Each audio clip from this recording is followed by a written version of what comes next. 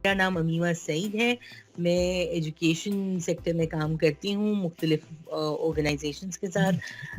इस वक्त ये एक प्रोजेक्ट है जो कि सिंध वाइड प्रोजेक्ट है, गवर्नमेंट ऑफ सिंध इश्तिराक से चला रही है यूरोपियन यूनियन के साथ। इसका नाम है programme for improving nutrition in Sindh और इसके अंदर मुख्तलिफ सेक्टर्स इकट्ठे काम कर रहे हैं। मैं जो है वो पाइट और जो आपका Sindh education and literacy department है उसके साथ एडवाइज़र हूँ पिंस के लिए। मेरे साथ इस वक्त सेशन कंडक्ट करेंगी doctor Zahra Ladhani. She is a nutrition expert, she has a PhD in nutrition, she has taught at various universities और बहुत जो है वो ना सिर्फ ये वर्ल्ड बैंक और बाकी EU के प्रोग्राम्स को तश्कील करने में इन्होंने बहुत इम्पोर्टेंट किरदार अदा किया है, बल्कि ये करिकुलम भी डिज़ाइन करती रही हैं और इम्प्लीमेंट करती रही हैं। तो हम आज हमारा दिन जो है वो इस तरह से होगा कि पहले जो है हम जनरल न्यूट्रिशन होता क्या है, मैल न्यूट्रिशन क्या होता है, उसकी क्या मुख्तलिफ इकसाम अशकाल हैं और उसका सिंध में पाकिस्तान में उसकी क्या शक्ल है, उसका इम्पैक्ट बच्चों पे कैसे पड़ रहा है, लड़कियों पे कैसे पड़ रहा है, टीचर्स पे कैसे पड़ रहा है, कम्युनिटीज़ पे कैसे पड़ रहा है, उस पर बात की जाएगी। उसके बाद जो है कि न्यूट्रिशन कैसे एक दूसरे जो एक कॉन्सेप्ट नहीं है, ये अलग से सिर्फ खाली खाने पीने की गुफ्तगू नहीं है। न्यूट्रिशन से यूजुअली सिर्फ खाना दिमाग में आता है कि अच्छा खा लें, बैलेंस डाइट आप लोगों ने सबने सुनी होगी, but it is a lot more complicated and complex an issue and domain. उस पर बात करने के लिए हमारे साथ जॉन ओडिया होंगे और फिर उसके बाद हम कुछ सवाल आपके लिए छोड़ेंगे कि आप उस पर गौर व खौज करें अपने कॉन्टेक्स्ट से रिलेटेड। और फिर लंच के बाद जो है वो मैं आपसे बात करूंगी कि एज टीचर्स आप लोग न्यूट्रिशन के बारे में क्या क्या काम कर सकते हैं, क्या पॉसिबिलिटीज़ हैं, क्या आपके करिकुलम SLOs कहते हैं और आप किन किन को इंगेज कर पाएंगे। तो I am going to hand the session over to doctor Zahra Ladhani. अगर भी slowly getting into it. अस्सलाम वालेकुम एवरीवन और बहुत ही माजरत के साथ ये प्रॉब्लम हो गया technically. Last time I went into smoothly और इस दफ़ा शायद ठीक है। आई होप आप सब ठीक ठाक हैं। मैं आपकी गुफ्तगू अमीमा के साथ सुन रही थी and I am really happy कि more than 100 participants are here, जो कि बहुत ही अच्छी साइन है and really good to see all this. तो लेट्स बिगिन। जैसे अमीमा ने बताया कि हमारा जो प्रोग्राम है उसका पूरा नाम है programme for improve nutrition in Sindh. इस प्रोग्राम का आगाज समवेयर अराउंड 2016 में हुआ, क्योंकि 2012, 13, 14 ये वो साल थे जब पाकिस्तान में बहुत काम हुआ और बहुत ज़्यादा जो मेल न्यूट्रिशन का इशू है वो हाईलाइट हुआ। एंड स्पेशली मेल न्यूट्रिशन का एक कैटेगरी होती है जिसको स्टंटिंग कहते हैं। आज हम उस पर काफ़ी सारी बात करेंगे। तो जब उस पर बहुत ज़्यादा चीज़ें हाईलाइट होने लगी, डेवलपमेंट पार्टनर्स ने एंड वर्ल्ड वाइड इस चीज़ की बहुत ज़्यादा आगाही हुई।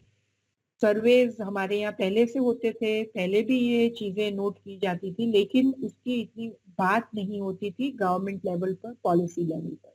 तो जब ये सारी बातें होने लगी तो देखा गया कि हमारे मुल्क में तो आधे से ज़्यादा जो अवाम है वो तो मेल नरिश्ड है। तो उसी को मद्देनजर रखते हुए काफ़ी सारे डेवलपमेंट पार्टनर सामने आए और प्रोविंशियल गवर्नमेंट के साथ मिलकर प्रोग्राम्स को तश्कील दिया। इसमें एक सबसे बड़ी जो ग्रांट आई वो यूरोपियन यूनियन की तरफ से आई, जिसके अंदर इन्होंने 60 मिलियन यूरो की ग्रांट दी है। देयर आर अदर पार्टनर्स जैसे वर्ल्ड बैंक है, उनका लोन है, लेकिन EU funded grant to government of Sindh.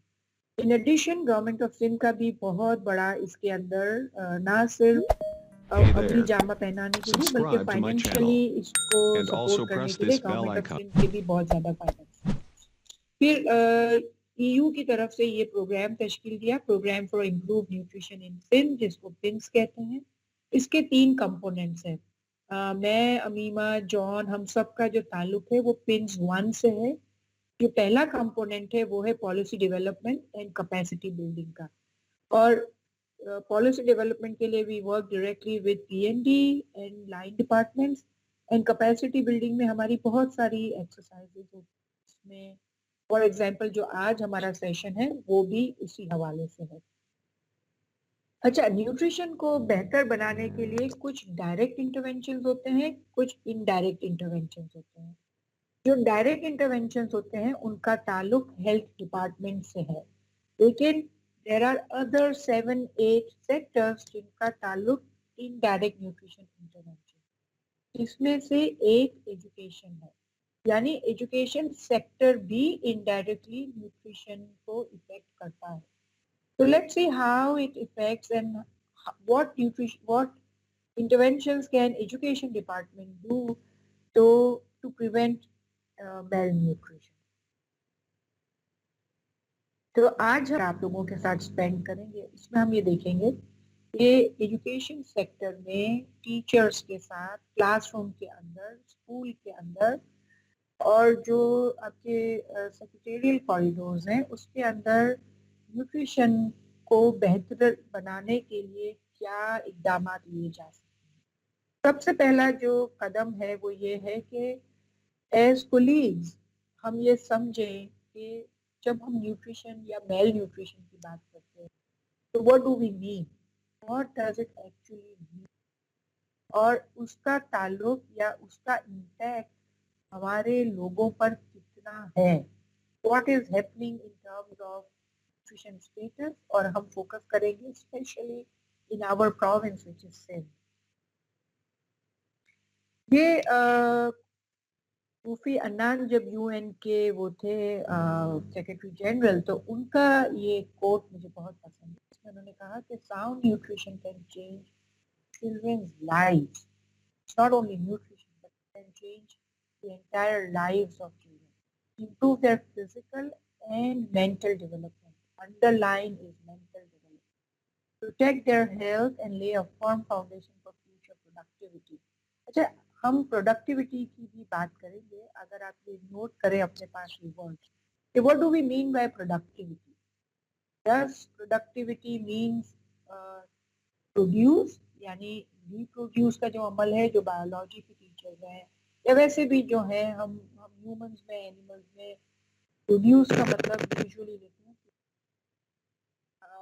यहाँ पर हम इसके आएंगे दोबारा, but I leave this question with you कि लिखे अपने पास what does productivity mean, and दूसरा सवाल ये लिखें कि how nutrition affects mental development, कैसे करता है। इस पर हम दोबारा आएंगे। ओके, सो जो चाइल्ड की न्यूट्रिशन है उसको इम्प्रूव करना जो ह्यूमन डेवलपमेंट का हिस्सा है, और ना सिर्फ ह्यूमन डेवलपमेंट का हिस्सा है बल्कि ये ह्यूमन राइट्स है। जैसे एजुकेशन ह्यूमन राइट है, चाइल्ड राइट है, इसी तरह से रियलाइजिंग के nutrition, proper nutrition, appropriate nutrition as per the age is a human right.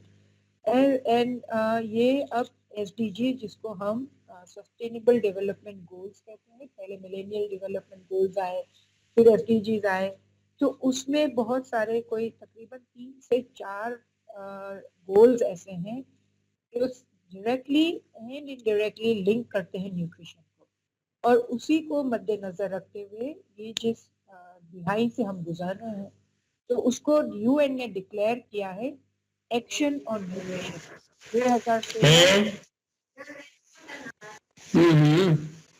Kindly अपना माइक म्यूट कर दीजिए। ये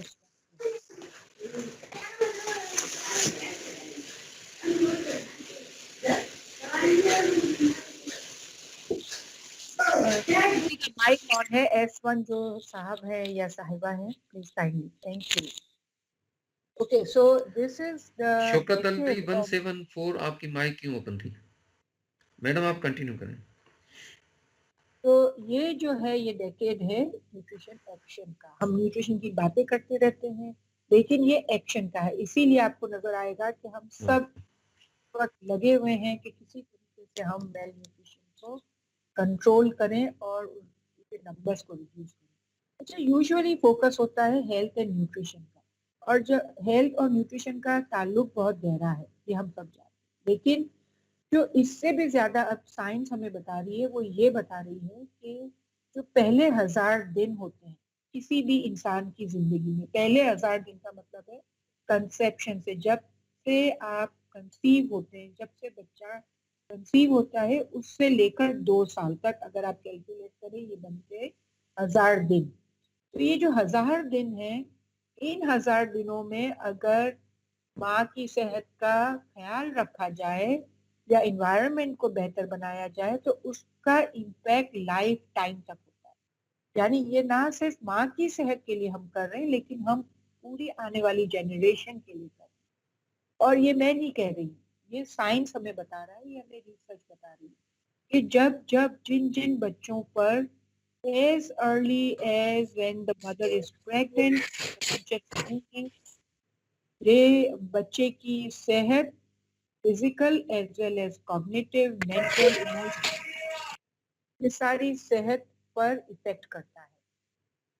और अब जो रीसेंट डेटा है लाइक 5 साल पुराना, वो तो कह रहा है कि 1000 दिन अगर आपने लॉस्ट कर दिए, बहुत सारे ये कहते हैं कि आप हमें ये बता रहे हो हमारे पास तो ऑलरेडी बच्चे स्कूल में आ गए, इसका मतलब हमने तो हाथ खो दिया है उनसे। तो लेकिन ये बात सही नहीं है। रिसर्च हमें ये बता रही है कि अगर बच्चा आपके पास फॉर एग्जांपल 2.5 साल पर 3 साल पर आता है तो आप अगले 3 साल उन पर काम करके कुछ चीजों को रिवर्स कर सकते हैं और उनके पोटेंशियल को उजागर कर सकते हैं, जिसके अंदर cognitive development has the most important and significant change. अगर आपने 1000 डेज लूज कर दिए और चूंकि स्कूल में आपके पास आते ही बच्चे 3 साल के बाद, ठीक? तो ऐसे नहीं है कि आपने आप आपका इसके अंदर कोई रोल नहीं है, you still have a very important role to play because science is telling us you work for 7,000 days। And अब हम एडोलेसेंट की भी बात करेंगे, जो 10 से 15 19 साल के बच्चे हैं, स्पेशली बच्चियां, उन पर अगर इंटरवेंशन की जाए तो जब by the time they become pregnant, they enter into the life of motherhood, they are already, आपने उनको ऑलरेडी पुख्ता कर दिया है, उनको न्यूट्रिशन की डिमांड पूरी कर दी है to reproduce a healthy child। तो एडोलेसेंट लड़कियों का भी बहुत ज्यादा रोल है। अच्छा, मैं इतनी देर से न्यूट्रिशन न्यूट्रिशन करूँ, let's look at what nutrition is. तो न्यूट्रिशन आप ध्यान में रखें कि जब भी हम न्यूट्रिशन कहते हैं, बैक ऑफ आवर माइंड 3 चीजें चल रही होती हैं और सिमिलरली आपके दिमाग में भी 3 चीजें चलनी चाहिए। अब आप जब न्यूट्रिशन की बात करेंगे, पहला आता है खुराक, यानी हमने क्या खाया, क्या पिया, एनर्जी, जैसे हम रोटी चावल कहते हैं, कितनी एनर्जी हमें मिली। दूसरी चीज होती है न्यूट्रिएंट्स। न्यूट्रिएंट्स की हम बात नहीं करते, हमें मालूम ही नहीं होता, मतलब मैं ये जब तक पढ़ी नहीं थी मुझे भी नहीं मालूम था, 8-10 साल पहले मुझे भी नहीं इल्म था कि even though I am a health professional, I my basic training is in health profession, but I never knew के जब हम न्यूट्रिशन कहते हैं तो nutrient is the most important element. और जो चीज होती है, ठीक है, वो हम टेस्ट और ये सब कहते हैं, लेकिन एनर्जी एंड न्यूट्रिएंट वो very strongly hand in hand. तो जब हम न्यूट्रिएंट कहते हैं तो जो भी खाना हम खा रहे हैं उसके अंदर मैक्रो न्यूट्रिएंट्स होते हैं और माइक्रो न्यूट्रिएंट्स होते हैं। जब हम मैक्रो न्यूट्रिएंट्स कहते हैं तो उसके अंदर पानी, प्रोटीन, फैट एंड कार्बोहाइड्रेट्स, ये 4 चीजें होती हैं मैक्रो न्यूट्रिएंट्स। आप कुछ भी खाते हैं, मिसाल के तौर पर आप चाय पीते हैं, चाय के अंदर भी वाटर होता है, तो इसके अंदर मैक्रो न्यूट्रिएंट शामिल है। माइक्रो न्यूट्रिएंट क्या होते हैं ये मैं आपको आप सोचिए, जब यूके चाय की इसलिए एग्जाम्पल दी क्योंकि सब चाय चर्ची हैं, हमें सबको चाय का भी बहुत ज़्यादा शौक है। तो उसके अंदर क्या न्यूट्रिएंट्स होते हैं। चलो मैक्रो न्यूट्रिएंट में आप कहेंगे पानी है, अगर दूध मिलाया तो थोड़ा बहुत प्रोटीन आ गया, फैट आ गया, लेकिन न्यूट्रिएंट कौन से होते हैं, ठीक, ये आपने फाइंड आउट करना। इसी तरह से आप और कोई खाना ले लें, रोटी ले लें, रोटी के अंदर हम यूजुअली चाय पराठा खाते हैं, ठीक। तो पराठे के अंदर मैक्रोन्यूट्रिएंट्स अगेन बहुत सारे होते हैं। इसके अंदर प्रोटीन्स होते हैं, अगर आपने घी या तेल डाला है तो फैट्स होते हैं, कार्ब्स होते हैं, प्लस गेहूं के आटे में कार्ब्स अच्छे खासे होते हैं, प्रोटीन्स कम होता है, कार्ब्स ज्यादा होते हैं। तो रोटी के अंदर ये 2-4 मैक्रोन्यूट्रिएंट्स। अगर आपका आटा रिफाइंड आटा है तो उसके अंदर कोई माइक्रोन्यूट्रिएंट नहीं है। लेकिन आपने अगर फोर्टिफाइड आटा लिया है जिसके अंदर आयरन शामिल ऊपर से किया जाता है तो आप आयरन ले रहे हैं।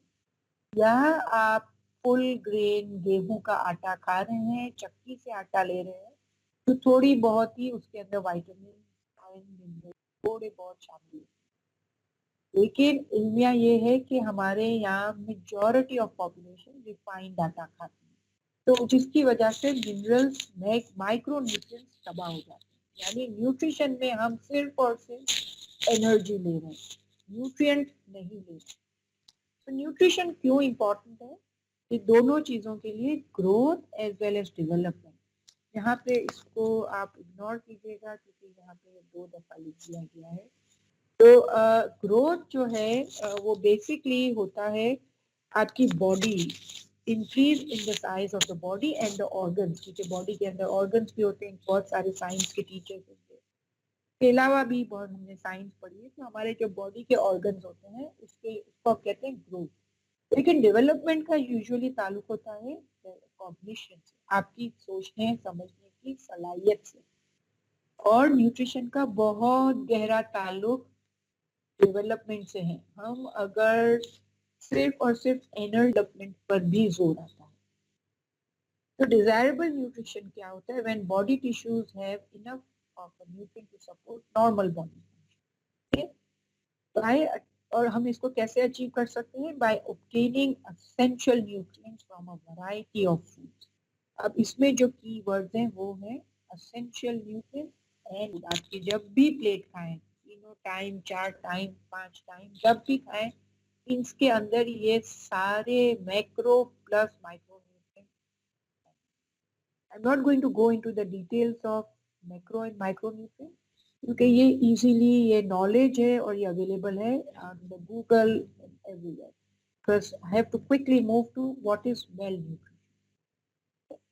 वेल न्यूट्रिशन वो होता है जिसको जैसे WHO ने जैसे डिफाइन किया है, ये सेल्यूलर, सेल एक चीज रिक्वायर करता है, and by cell I mean body के अंदर जो भी ऑर्गन्स हैं including brain is also an organ, उसकी सेल्यूलर न्यूरो रिक्वायरमेंट नर्व्स भी रिक्वायर करते हैं।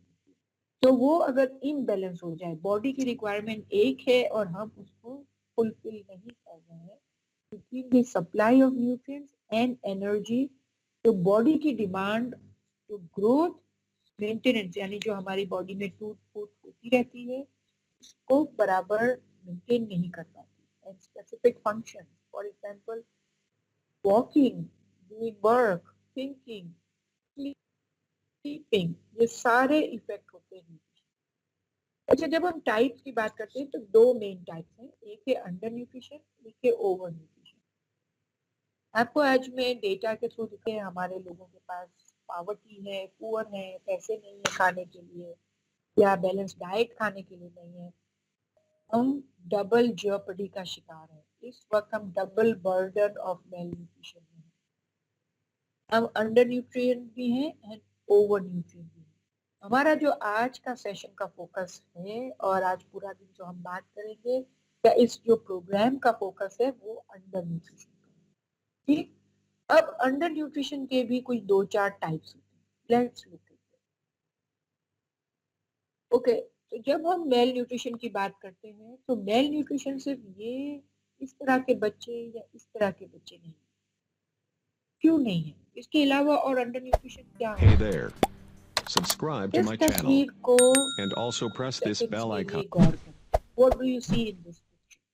Do you think these children are undernourished? क्या बात है इन बच्चों में? Why I am saying that this is also मैं कह रही हूँ ना, another face of hunger. Why I am saying this?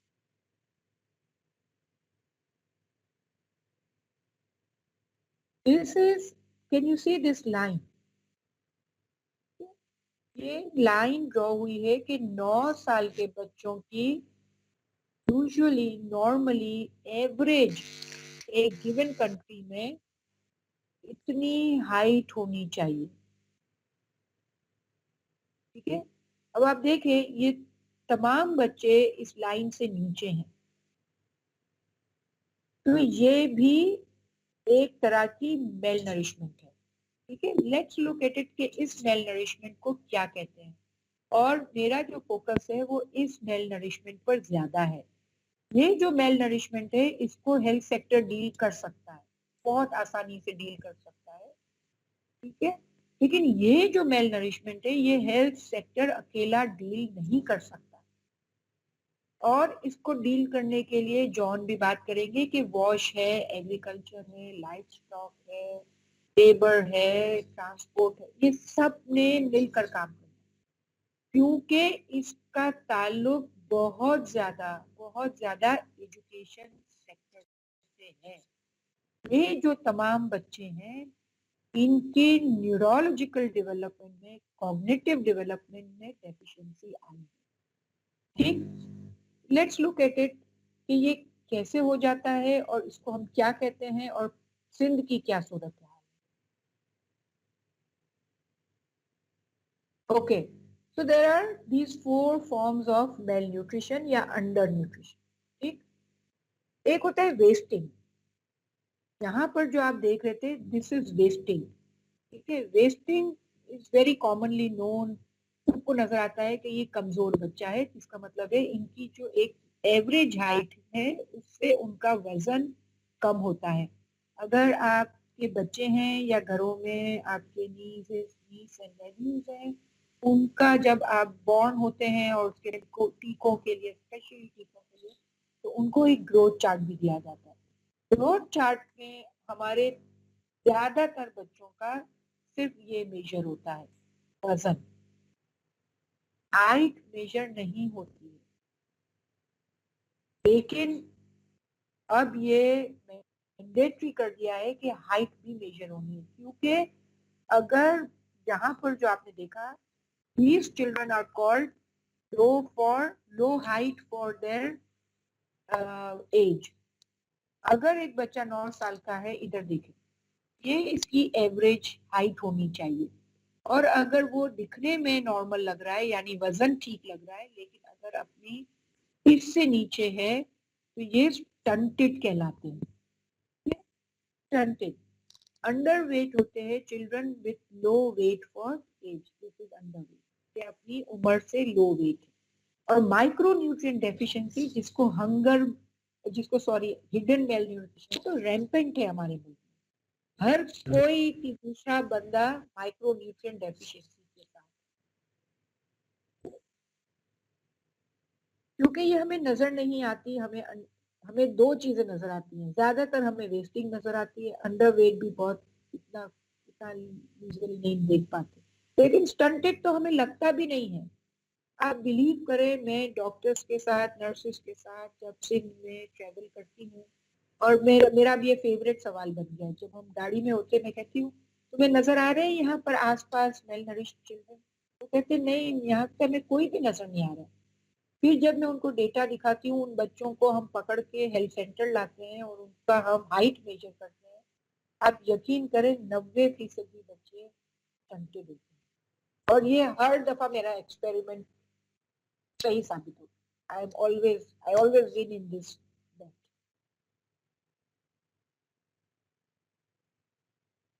अब आप ये देखें कि 40% बच्चे पाकिस्तान में स्टंटेड हैं. 40%. ठीक है, एक्सक्लूसिव ब्रेस्ट फीडिंग 48, हम कहते हैं हम मुस्लिम मुल्क है, कुरान में है कि 2 साल तक माएँ बच्चों को दूध पिलाए, ठीक है, सिर्फ 48% पिला रही हैं एक्सक्लूसिव। के साथ में हम पानी पिला देते हैं, गाय का दूध पिला देते हैं, कुछ और दे देते हैं।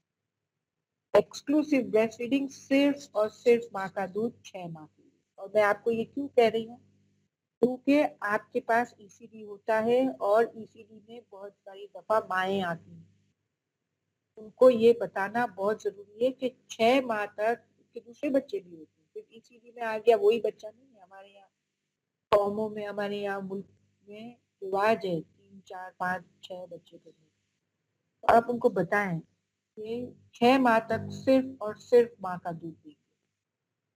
फर्स्ट फीड जो हो, बच्चा जैसे ही बॉर्न हो वो माँ का दूध मिले उसको। हम शहद पिलाते, गुट्टी पिलाते, बहुत सारे सिंध के गांव में पहला दूध जाया कर देते हैं।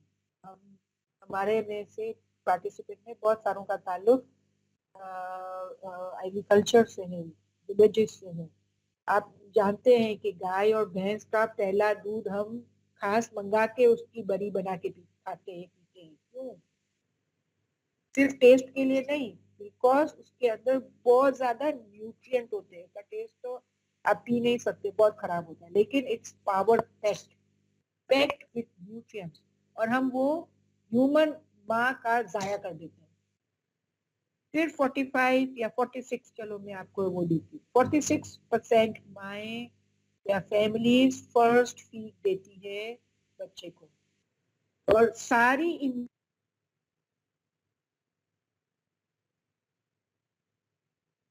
इम्यूनिटी नहीं होता। प्योरिटी यानी ना सिर्फ 3 टाइम का खाना बल्कि उनके स्टोर में ग्रेन्स का भी होना, that is known as food security. वो 63% हाउस होल्ड के पास है, ठीक है। 3 टाइम खाना तो हम सबके पास है, कोई मसला नहीं है। बहुत ही small, yes there is hunger, but that's a very small population, very small population, so that is not an issue जिसकी वजह से हम stunted है हमारे बच्चे।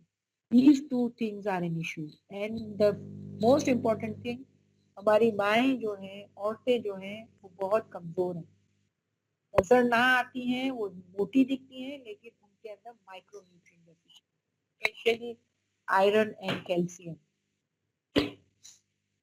Okay, so look at this, ठीक है।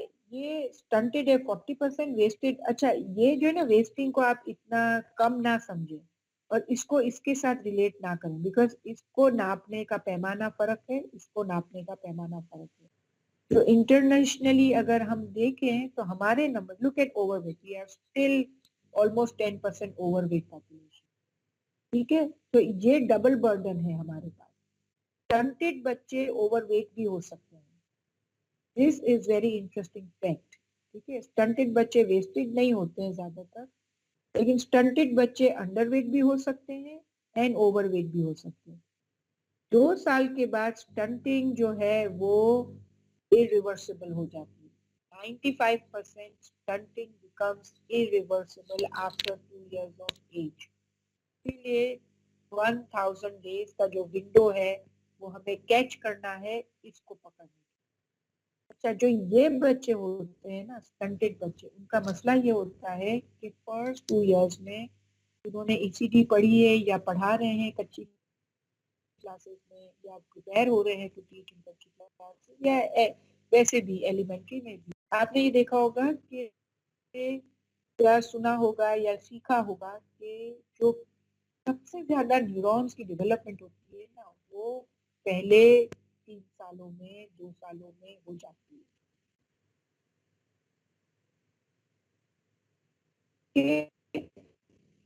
तो आगे हमने देखा कि पिछले जब इन डिमांड, तो आपके उस वक्त ब्रेन को सबसे ज्यादा सेल की जरूरत है, बहुत काम हो रहा होता है, साइनेप्सिस बन रहे होते हैं। सेशन है, मैं उस पर मजीद बात करूंगी, लेकिन for now remember and remind yourself कि जब बच्चे को रिक्वायर्ड खुराक, विच इज स्पेशली माँ का दूध, और वो माँ जो खुद तंदुरुस्त हो, अगर वो खुद कमजोर है तो उसका दूध भी आयरन में कम होगा, remember this, okay.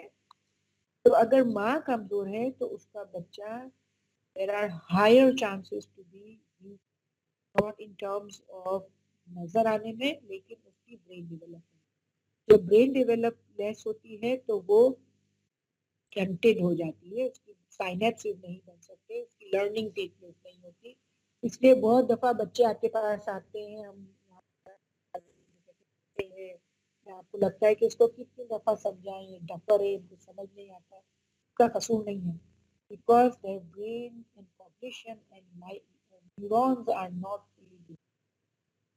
It is our fault, not the fault of that child. We did not provide the proper nutrient to the child while the child brain demanded it. Please remember this.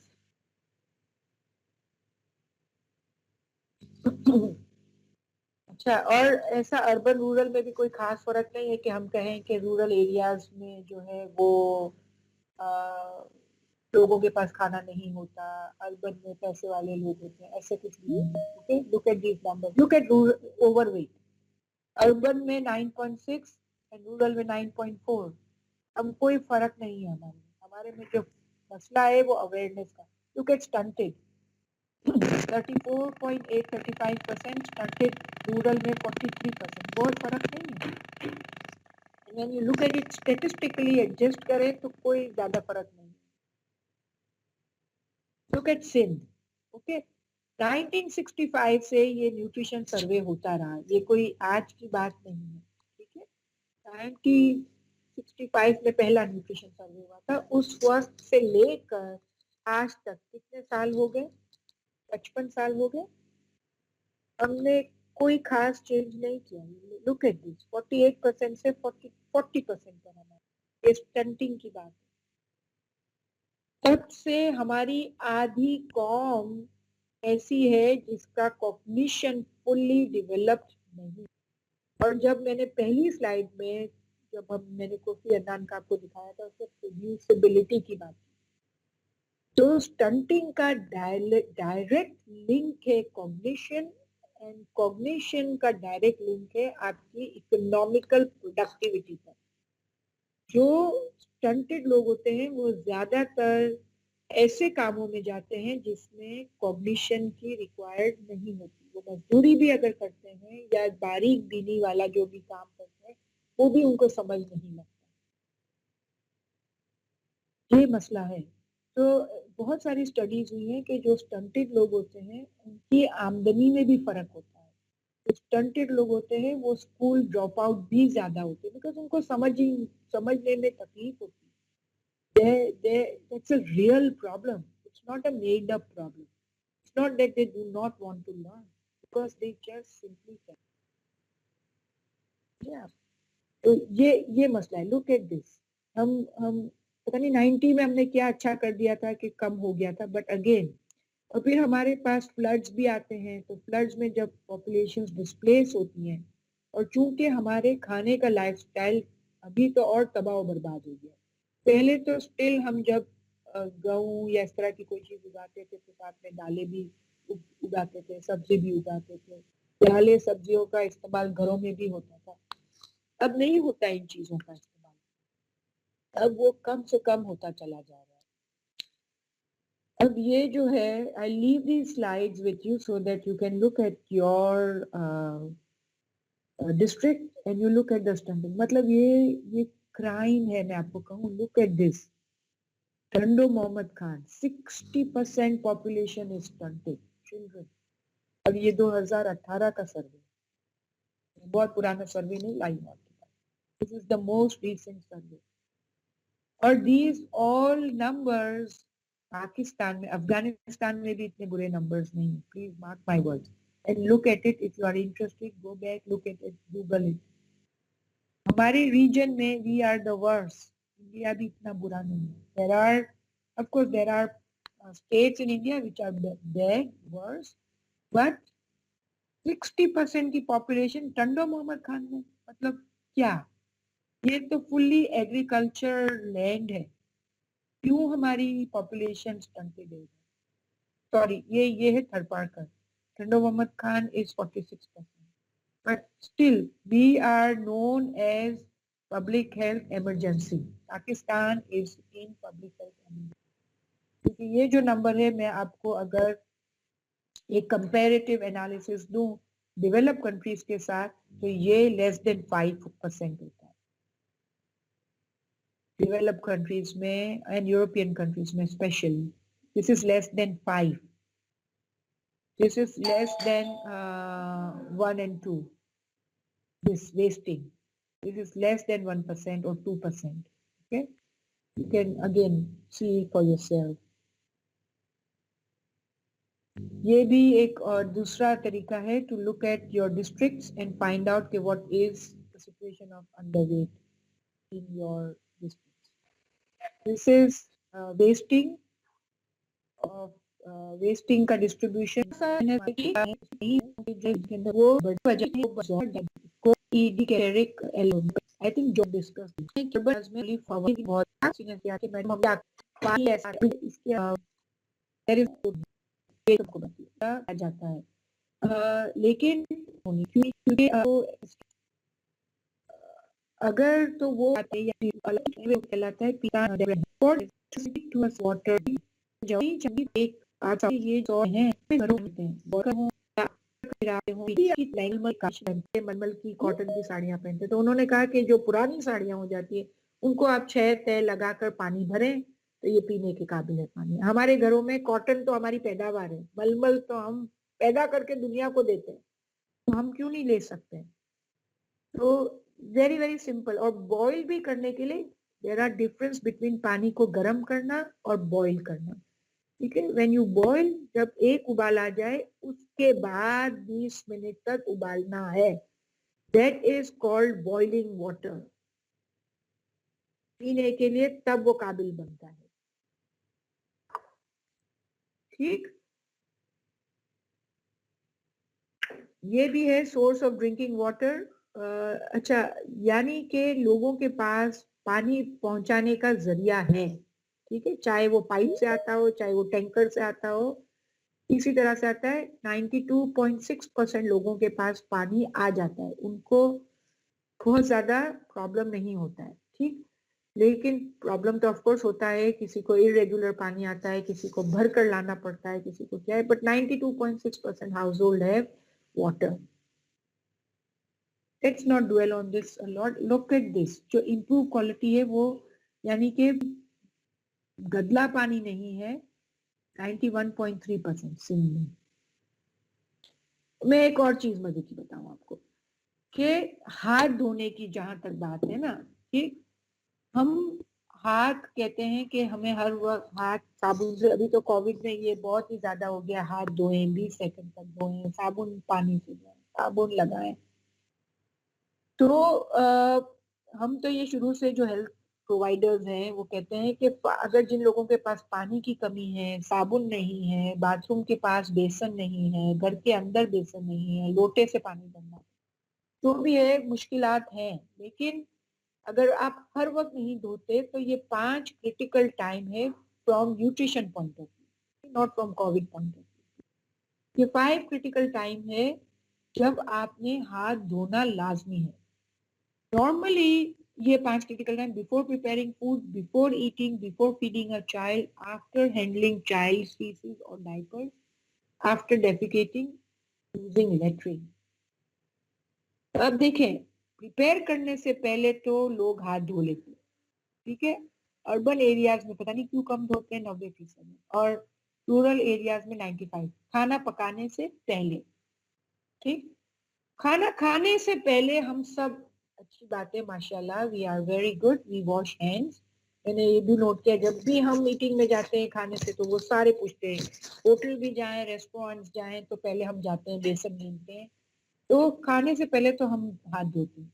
मसला क्या है कि हम बच्चे को खिलाने से पहले हाथ नहीं धोते. ठीक है, बच्चा आता है, घूमता है, फिरता है, माएँ जो भी कर रही हो, जैसे भी उसके हाथ है.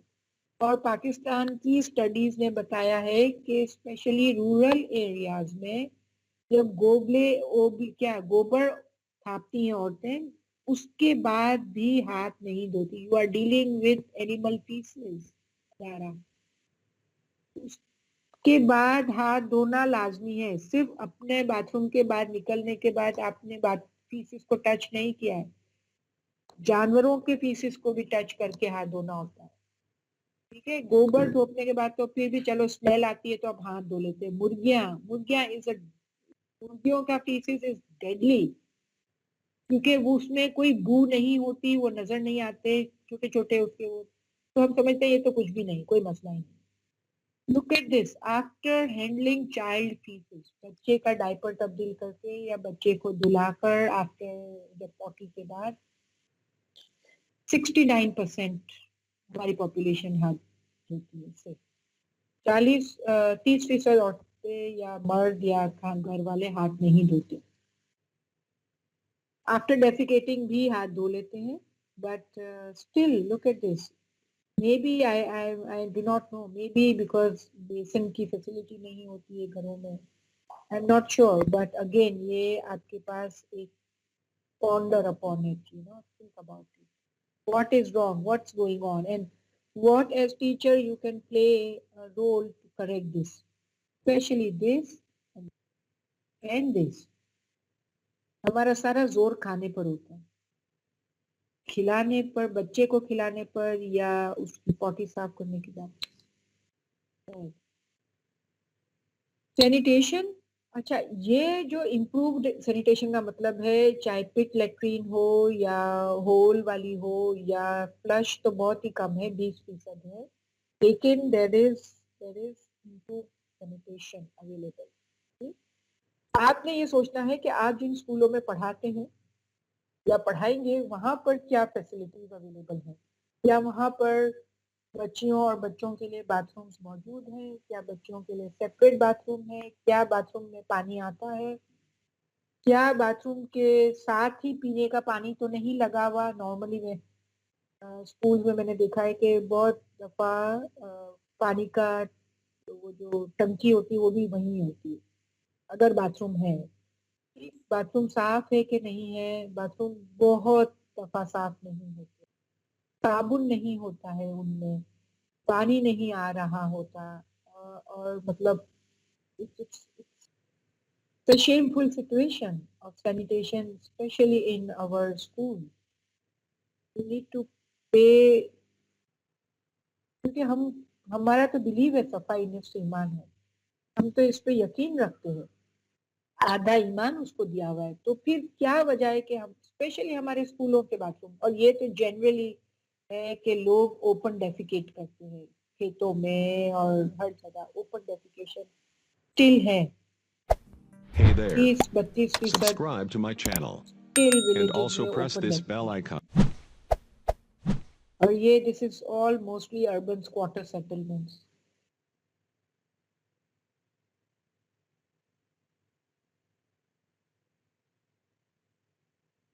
अच्छा ये अगेन जो मैंने पहले बात की थी कि बच्चे की, छोटे बच्चे की जो स्कूल को सेफ डिस्पोज करना है, सिर्फ 38.5% फैमिली सेफ डिस्पोज करती है बच्चे के, यानी अगर उसकी पॉटी है उसको बाहर ही कर लेते हैं, डायपर बाहर फेंक देते हैं।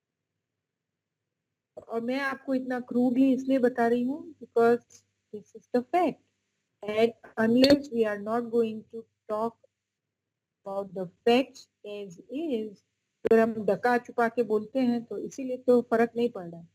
At least I have decided to speak very openly about it, because otherwise हम समझते हैं कि सब ठीक चल रहा है इधर, कोई मसला ही नहीं है। Look at this, 60% बच्चों का स्टूल जो है हम सेफ डिस्पोज नहीं करते, और ये हम सब हैं, हम सबके घरों में छोटे बच्चे होते हैं। अगेन प्रोविंस वाइड 34% सिंध में सेफ डिस्पोजल है।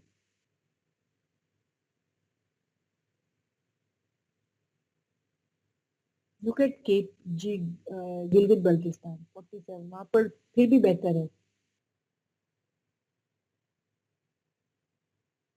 And then Punjab. So let's look at education, ठीक है। ये तो हमने वॉश की बात की, और वॉश की इसलिए भी मैंने ज्यादा बात की आपसे बिकॉज पानी और बाथरूम ये दो चीजें स्कूल्स में होती हैं, इसका डायरेक्टली लिंक है। और आप as teachers, as head teachers of your school, you are responsible and I think you you have some package जो आपके, या तो आपके पास अगर नहीं है, it is a fund issue, bring it in your SMC, discuss it with parents कि ये आपके अपने बच्चों की सेहत का मामला है, हम मिलजुल कर क्या कर सकते हैं। I think schools should start playing that role. That role is yours. ये आपका ही रोल है। तो अगर आप नहीं प्ले करेंगे तो कोई कोई भी और प्ले नहीं कर सकता। अच्छा, अब एजुकेशन का बराह रास्त ताल्लुक क्या है न्यूट्रिशन? तो 14 कंट्रीज में WHO ने एक स्टडी की, लॉन्ग टर्म लॉन्गिट्यूडनल स्टडी की, और उन्होंने देखा कि there is a strong relationship between reduced likelihood of childhood stunting and higher maternal education. ठीक है, मैं आपको अभी थोड़े से ग्राफ भी दिखाऊंगी, very interesting, very fascinating graph, आप ये देखिए जरा। और आप ये देखें कि हमारी लड़कियां अगर जब माएँ बनती हैं तो वो एजुकेटेड, फिर भले ही वो प्राइमरी लेवल की हो, कितना फर्क पड़ जाता है, स्पेशली स्टंटिंग पे। और अगर 10 years ऑफ मेटरनल स्कूलिंग है तो वो तो उसका prevent, one of the prevention of stunting की बात कर रहे हैं।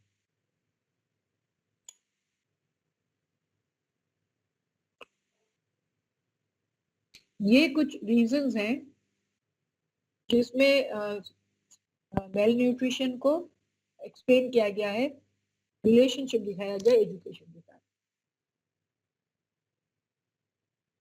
मैंने सिर्फ 3 रीजंस लिखे हैं, लेकिन बहुत सारे और रीजंस हैं, of course which you can all think of. एक आइडिया ये है कि जो एजुकेटेड मदर्स होती हैं वो एजुकेटेड डिसीजंस लेती हैं। मिसाल के तौर पर कि अगर मैंने आज हेल्थ सेंटर जाना है बच्चे को लेकर और वैक्सीनेशन, टीके लगवाने जाना है, और उसके साथ मेरे घर पर कोई मेहमान आने वाला है, which choice will I pick? What will I pick? Educated mothers में देखा गया है कि वो बच्चे की वैक्सीनेशन के लिए जाएगी, क्योंकि उसको मालूम है कि वैक्सीनेशन के क्या फवायद होते हैं। उसको ये भी मालूम है कि ये टीके हफ्ते में एक बार लगते हैं, अगर आज नहीं लगा तो एक हफ्ता पूरा डिले होगा। So an educated mother does this calculation in his head, in her head. ठीक है, और यूजुअली देखा गया है जो फॉर्मली एजुकेटेड होती है, हाई स्कूल पास किया होता है, 12वीं जमात, यूनिवर्सिटी के अंडर ग्रेड किया हुआ होता है, ग्रेजुएट होती है, तो ज्यादातर एम्प्लॉय होती हैं, और जो एम्प्लॉय होती हैं they have better access to food for their children. और ये भी बहुत ज्यादा स्टडीज हुई हैं कि जो माएँ जितना अर्न करती हैं वो सबसे पहले अर्निंग का जो इस्तेमाल है वो बच्चों पर, अपने घर पर, और फिर तीसरे लेवल पर अपने आप पर। ये 3 लेवल्स हैं और ये हर जगह प्रूव हुआ है कि माएँ, this is how they spend their money. जो ये हमारा पिंस प्रोग्राम है, ये गवर्नमेंट का जो प्रोग्राम है उसका नाम है AAP, accelerated action plan for reduction of male nutrition. तो AAP के अंदर जितने भी इंटरवेंशन हैं ज्यादातर वो औरतों के साथ है, माओं के साथ है। फॉर एग्जाम्पल कुछ गांव में मुर्गियां और बकरियां दी गई हैं, वो औरतों को दी गई हैं, क्योंकि अगर वो आदमियों को देते हैं तो देखा गया आदमी उसको बेच के आ जाते हैं, लेकिन अगर औरतों को देते हैं तो औरतें बकरियों का दूध लेकर अपने बच्चों पे यूज करती है, मुर्गियों के अंडे अपने बच्चों पर यूज करती है। They sell those eggs as a second step. ठीक है, फिश पॉन्ड का भी इसमें एक इंटरवेंशन है। तो वो गांव की सतह पर जो फिश पॉन्ड्स छोटे छोटे बनाए गए हैं ताकि उसके अंदर फिश की प्रोडक्शन हो, उस गांव की औरतों को दिया गया है। This is what research is telling us. And educated mothers have ability to identify different types of illness and quickly seek better health. ये भी हमने देखा है। Now look at this. This data is from all developing countries. Okay. तो जो sorry ये पाकिस्तान का data है, तो जो मदर्स विथ नो एजुकेशन, ठीक, उसके बच्चों में 55.2% स्टंटिंग है, ठीक है। अगर वो प्राइमरी एजुकेटेड है तो look at this 46, 10% reduction only with 5 years of education. और अगर वो सेकेंडरी है तो 30%, 10 साल की पढ़ाई में तकरीबन 20-25% कम हो जाता है। अगर हायर है इससे, सेकेंडरी से, यानी इंटरमीडिएट है, ग्रेजुएट है, 28.5। And not only stunting, look at this, wasting, look at under nutrition, under weight, sorry, over weight, सब चीजों में फर्क आता है। Spend few minutes on this chart, ठीक है। ये भी PDHS, ये भी पाकिस्तान का डेटा है 2012-2013 का, ओके। अच्छा, ये एक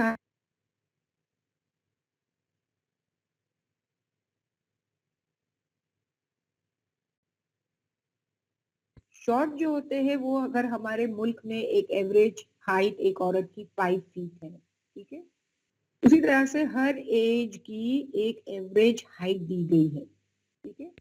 अगर न्यू बॉर्न बच्चे की हाइट इतनी, फॉर एग्जाम्पल 30 इंच होनी चाहिए, ठीक है, और वो बच्चा बॉर्न ही शॉर्ट हुआ है तो वो 30 फीट, अगर वो 30 इंच है, वो नॉर्मली इस मुल्क के, इस खित्ते का एवरेज है।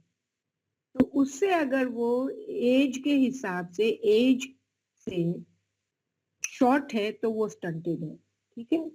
तो एक स्टडी, मतलब ये देखा गया है कि जो औरतें, स्टंटेड की बात नहीं करें, जो स्टेचर में शॉर्ट होती हैं, उनके बच्चे ज्यादातर कमजोर होते हैं। तो ये PDHS ने इन दोनों इंडिकेटर्स को, दोनों वेरिएबल्स को मिलाकर देखा, एजुकेशन को एंड शॉर्ट, माए अगर शॉर्ट है, ठीक है, उसके अंदर भी एजुकेशन सबकत ले जाता है। देखिए ये कि अगर नो एजुकेशन है तो स्टंटेड बच्चों की तादाद देखें इधर आप,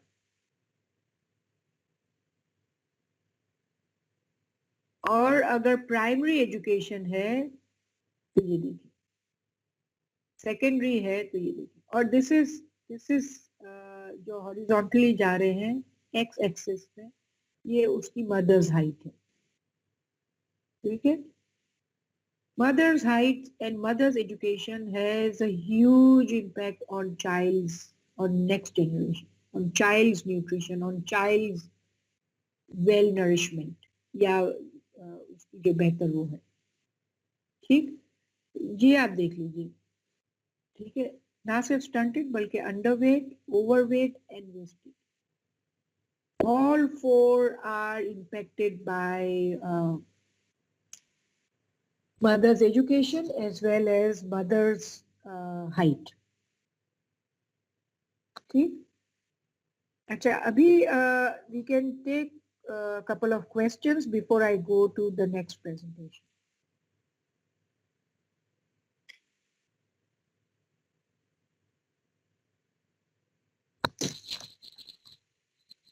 Diary sir, if you can allow people to speak, हम 5 minute question answers ले सकते हैं।